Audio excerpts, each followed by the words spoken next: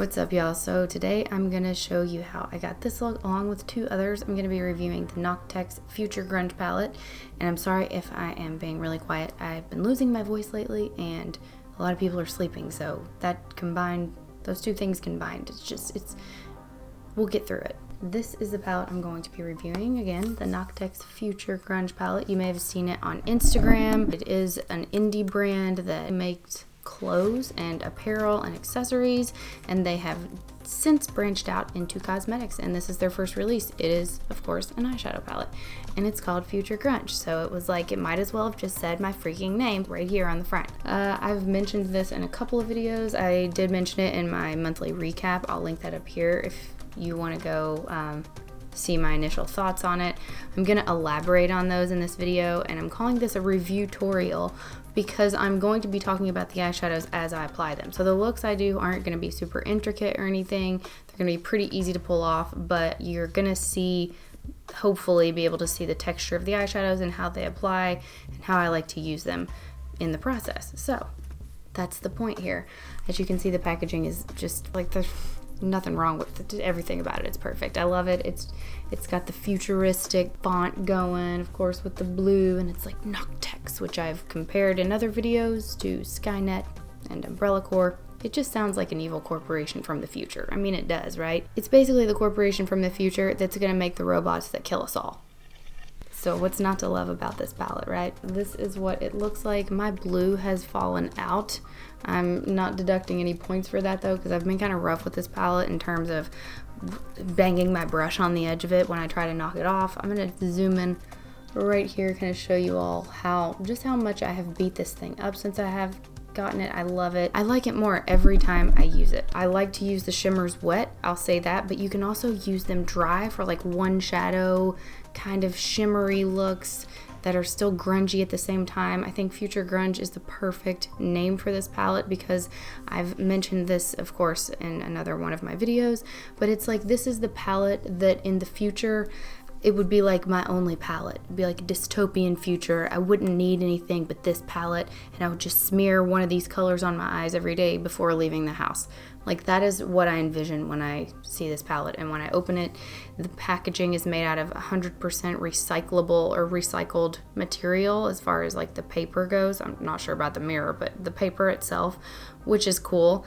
It's made out of cardboard, obviously. I mean, it pretty much has every color you need for a grunge palette or the grunge aesthetic. But when I see this blue, that's what I think of. If like grunge had happened in the year 2085, I feel like that's the blue everybody would kind of gravitate towards. Blue is very punk rock as well, so I don't know. I just feel like this palette definitely epitomizes its namesake, and of course it's made by an indie brand.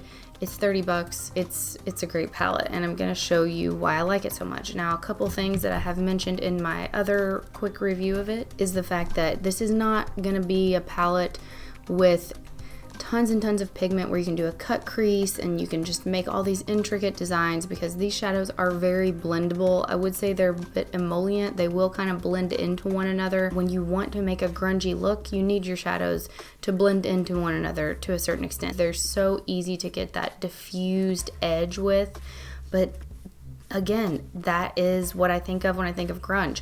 When I use the red or when I use one of the browns and I just put them all over my eyes, which I'll link my Get Ready With Me where I used one of these browns and just that brown alone, it almost looks like a color that's like naturally occurring on my face already.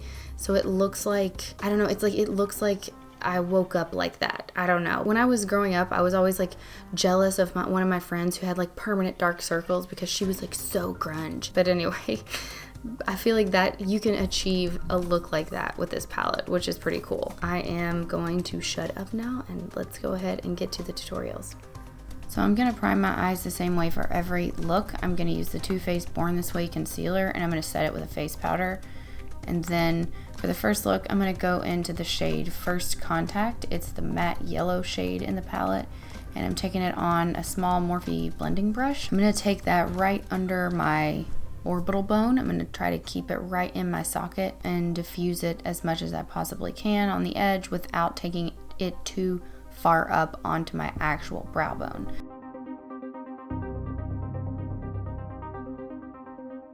making sure I shape it correctly right on the outer part of my eye where I'm making a soft outer V, soft angle bracket.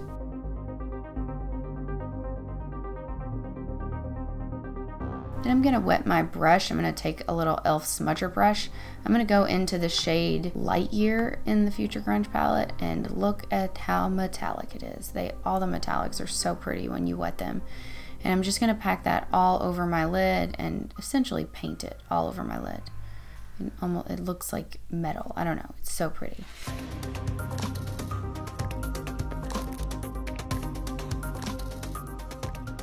So I just want to keep it right beneath my socket. I don't want it to go up past my socket too much, though I will blend it out around the edges to diffuse it. Take care making sure I get the lines right here and make sure I don't get that metallic too far up onto my brow bone. If it gets up there a little bit, that's fine, but I just want to make sure that that yellow haze is peeking out from behind it.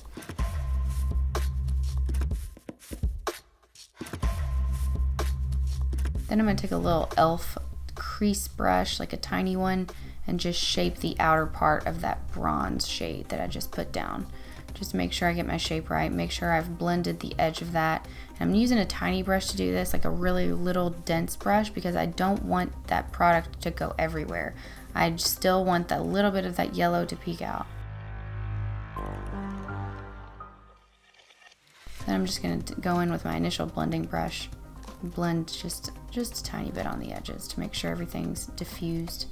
Then I'm going to go into the shade Mars, that red shade in the palette. I'm using that same e.l.f. crease brush, the tiny one, and I think it's called the Detail Crease Brush. But anyway, I'm just going to roughly smoke that out along my lower lash line. These mattes are perfect for a grungy look, as I've mentioned, because they're so easy to blend and they almost dissipate around the edges of wherever you place them, making it look as if they are a naturally occurring shadow on your face, which is kind of cool.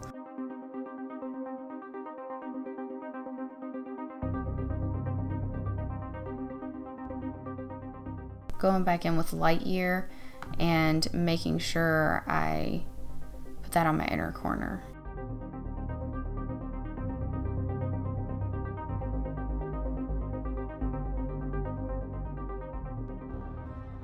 That's the finished look with mascara. I didn't even put eyeliner on. I didn't wear foundation with this look because it just seemed to me to be a little bit more futuristically grungy that way. So I didn't wear any base products at all, just eyes and lips because, again, it seems more futuristically grungy, much like my sweater that I wore specifically for this look because it looked futuristic to me, and so does this expression I'm making right now.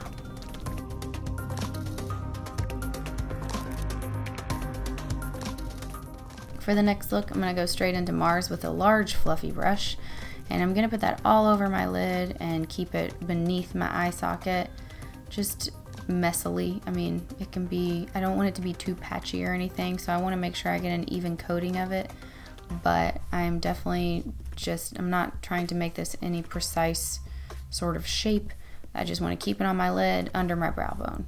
Again, this red just makes it look like, as you can see, a naturally occurring shade of my skin, which is kind of cool. I've not really ever used any shadows like this before.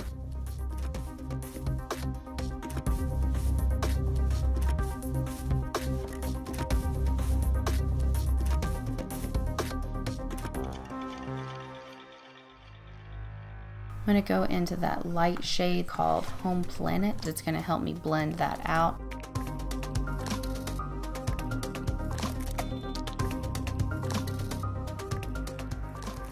I'm going to go into the blue shade Cryo Sleep, and this is when it gets really fun. It's like a micro glittery shimmer shade. I'm going to wet my brush, of course, and I'm going to paint that all over the center of my lid.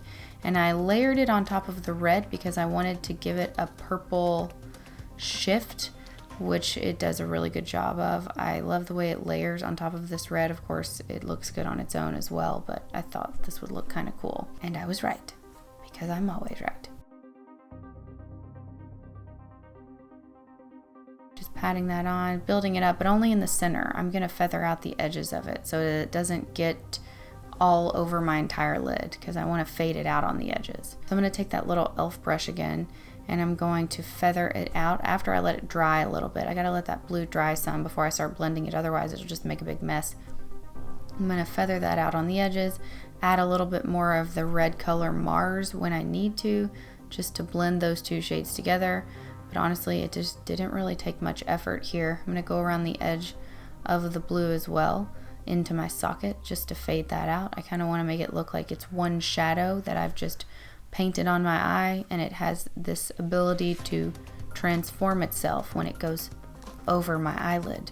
That's the goal here. I want it to look natural, if there could ever be something on your eyelid that looked like this and it looked natural. And that is the finished look on my eyelids. I'm gonna have to regret to inform you I totally was not filming my bottom lash line. But I did the exact same thing, literally exact same thing. Put the blue right in the center, but I used that little e.l.f. blending brush, and then I faded it out on the edges with Mars. So, I mean, I did the exact same thing. And for my lips here, I just used like a really light pink lipstick and feathered the edges out around my lip line with the Becca Moonstone Shimmering Skin Perfector highlight. I just wanted to make it look like those were my natural lips, and this is the color that they are. Again, this look is all about being as natural as possible. I mean, come on, as if you couldn't tell. You know, full coverage foundation and all. Alright, so next look, I'm going to go into Home Planet. Of course, that super, super light pale yellow shade. And I'm going to build that up in my crease.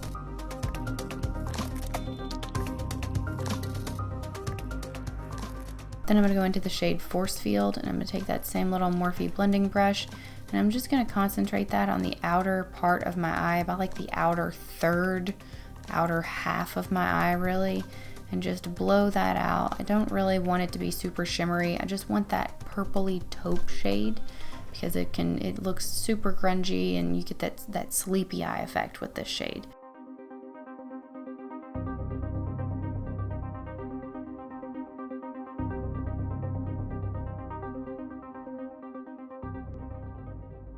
Then I'm going to go into the shade Cyber with that little e.l.f. brush, but I'm going to wet the e.l.f. brush. Then I'm going to build that shade up right on the outer part of my eye. I love this shade. I love how cool toned it is and metallic. It's just extremely unique. It's like everything I wish Makeup Geek Homecoming was, but Homecoming was just never as metallic as I wanted it to be. Then I'm going to do the same thing on my inner corner with that same shade. And then once my brush is devoid of most of the product, I'm going to dry it off on like a microfiber towel and blend the edges of those out. Just blend the edges of that metallic shade out here.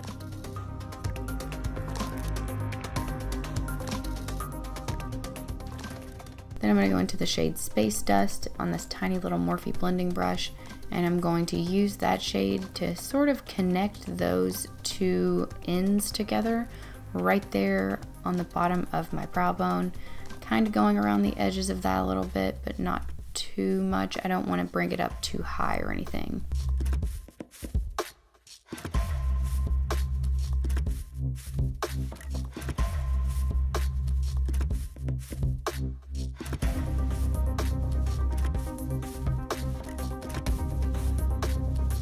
And I'm going to add some of that matte pale yellow to the center to just take down the shimmer a little bit, get the yellow shade off, just kind of lighten it up a bit.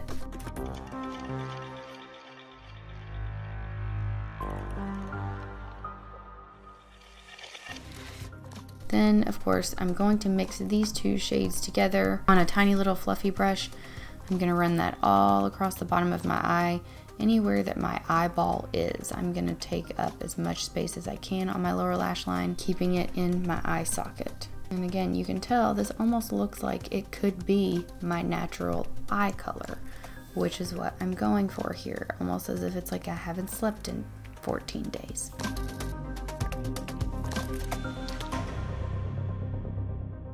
And so I didn't do mascara because I wanted it to look like my actual eyes. And this is the finished look. I have on NYX Crave lipstick and of course like full coverage foundation, some blush, And that is the final look.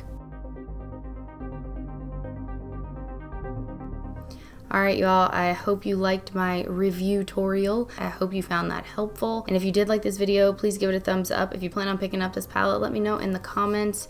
If you're not a subscriber and you want to hit the subscribe button on your way out. I'll also link my Instagram and my Patreon in the description box. And I'll see you next time. Later.